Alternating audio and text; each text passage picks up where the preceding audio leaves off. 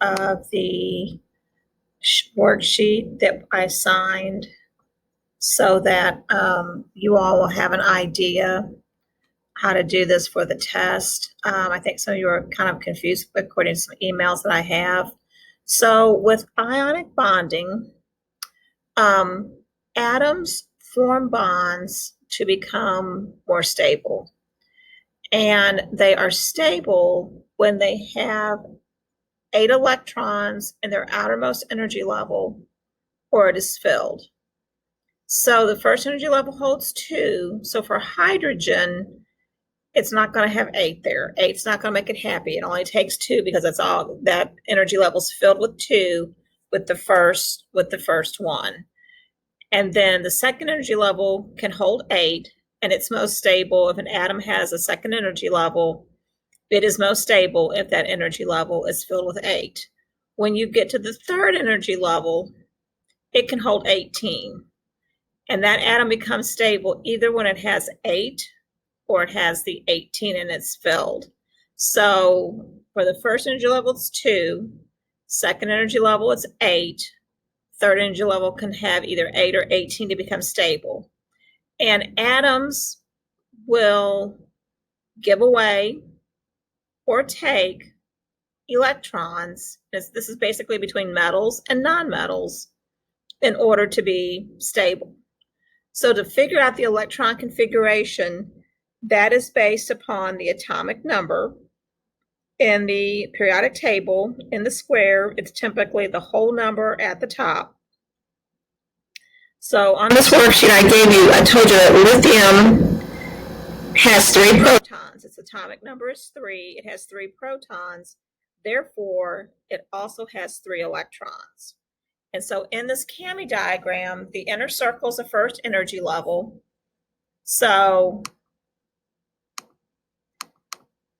supposed to be open the text box, and y'all probably saw me having trouble with this the other day. I don't know what this stuff is right here. I'm kind of scared to hit that. There we go. So lithium has 3 protons, so it has 3 electrons. You start with the first energy level and you work your way out.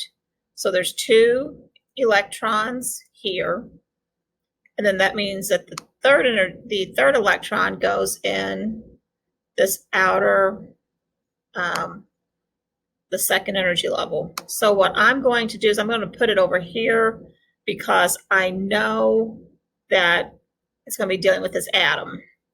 So chlorine has 17 protons. Yeah, I just click away, guys. So we're going to start with the innermost energy level, the first one. It will hold 2 electrons and it's maxed out. We have, since chlorine has 17 protons, it has 17 electrons. So that means we've used 2.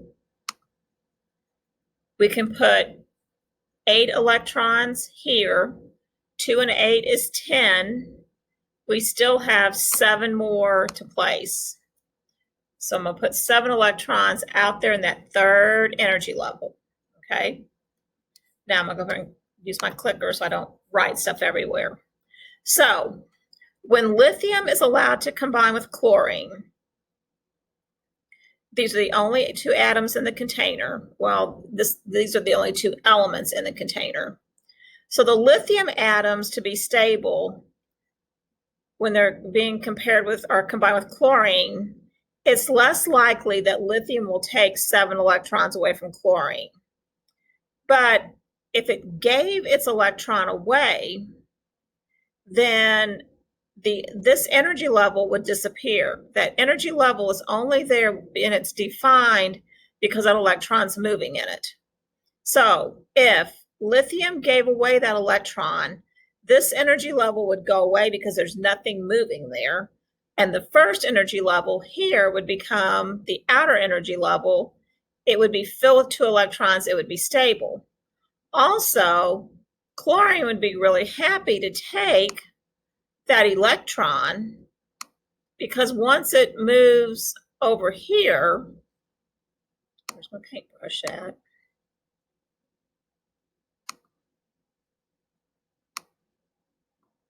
Well, that's not working, guys.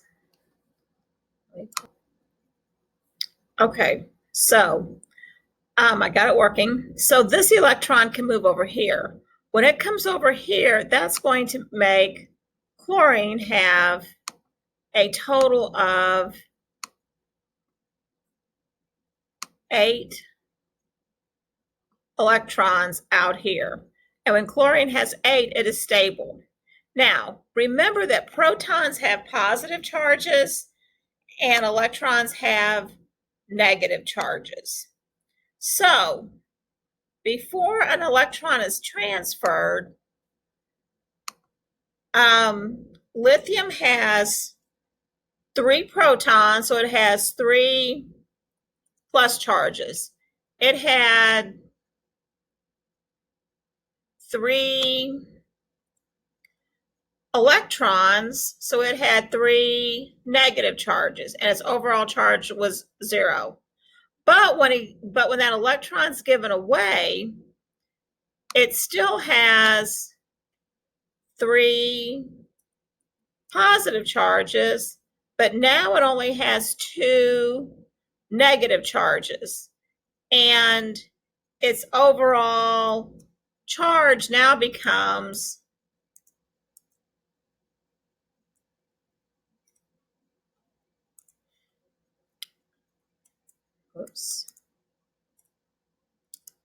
so its overall charge now becomes a plus 1.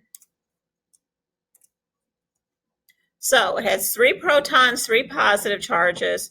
It gives the electron away. It has 2 negative charges now. So it has an overall charge of plus 1. So when that electron is given away, lithium now becomes a plus 1 ion. An atom with a charge is called an ion. Now, chlorine, on the other hand, before all this started, go down here. Chlorine had 17 positive charges, 17 protons, so it had 17 positive charges. Before it took that electron, it had 17 electrons, or 17 negative charges. And it was a neutral atom. It was 0. But when chlorine takes on that extra electron, it still has its 17 protons with 17 positive charges. But when it gets that extra electron, now it's up to 18 electrons with 18 negative charges. And now it has an overall charge plus 17, 18 negative, which is like you got $17, but you want to buy something that's $18, you still owe $1. So now it has an overall charge of -1. So when chlorine gains that extra electron, it now becomes a -1 ion.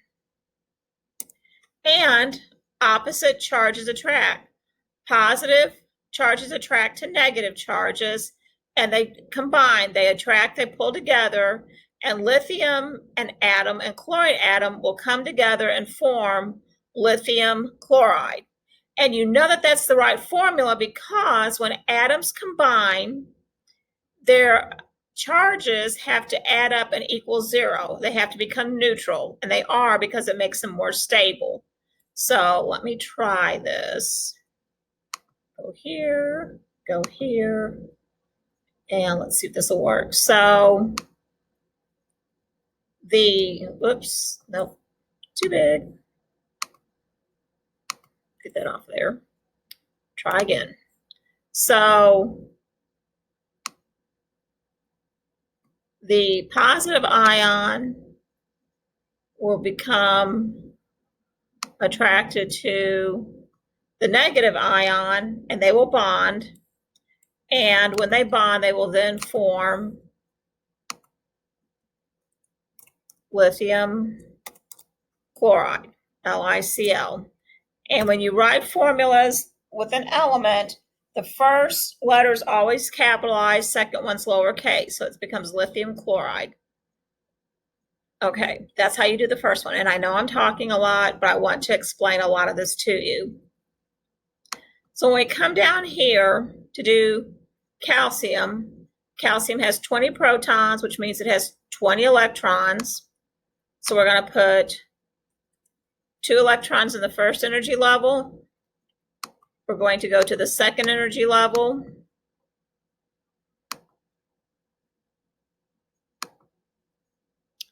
Oh, come on. There we go. 8 electrons there. 2 and 8 is 10. So we're going to have, this is not completely correct, but it'll work. We're going to have 10 electrons out here. Okay. Oxygen has 8 protons, so it has 2 electrons here, and it has 6 electrons there. So the magic number is 8. So oxygen would like to have 2 more electrons.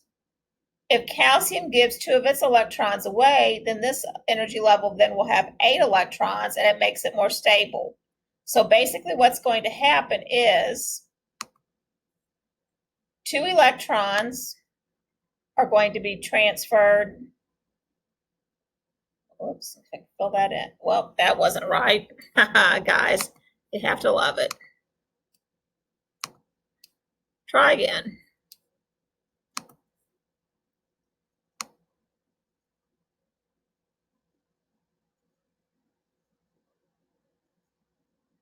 So we're going to move 2 electrons over here. And that gives a total of 8 out here. This drops down to 8 because we're moving 2 electrons are moving over. Now, remember if we do the math up here, before calcium gave up its 2 electrons, it had 20 protons, which means it had 20 positive charges. It had 20 electrons, so it had 20 negative charges.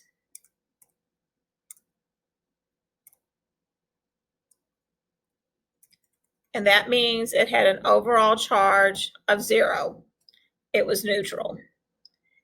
After it gave away its electrons, it still had 20 positive charges. No longer has 20 when it gave 2 away. It now has 18 electrons with 18 negative charges. And if you have $20, and you give away 18 of them, you're left with a +2 charge.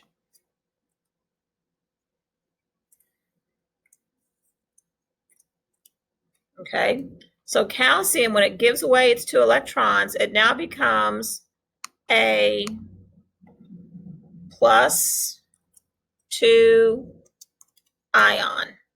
And an atom with a positive or negative charge is called an ion, so it becomes a +2 ion.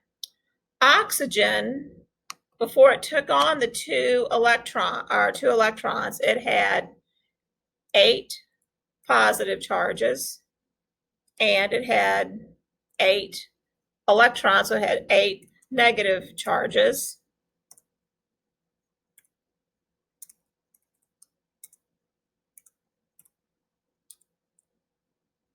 Which meant that it had an overall charge of 0. It was neutral. But when it gained the 2 electrons to become stable, still had its 8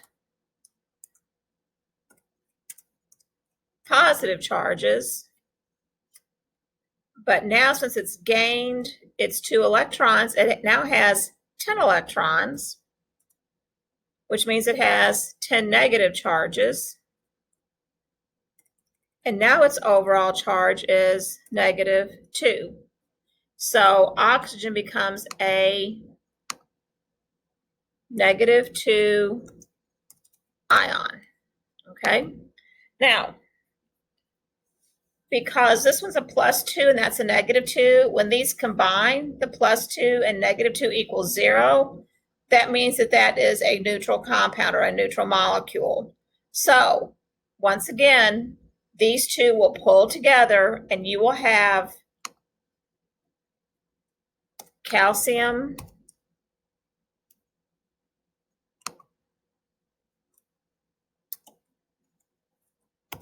oxide forming.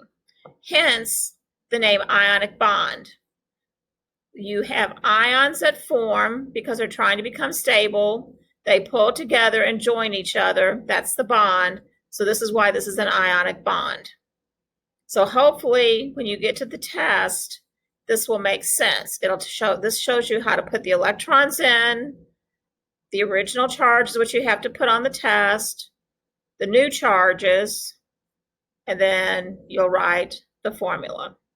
So I hope this helps. And if you're having issues, you can still email me. Okay.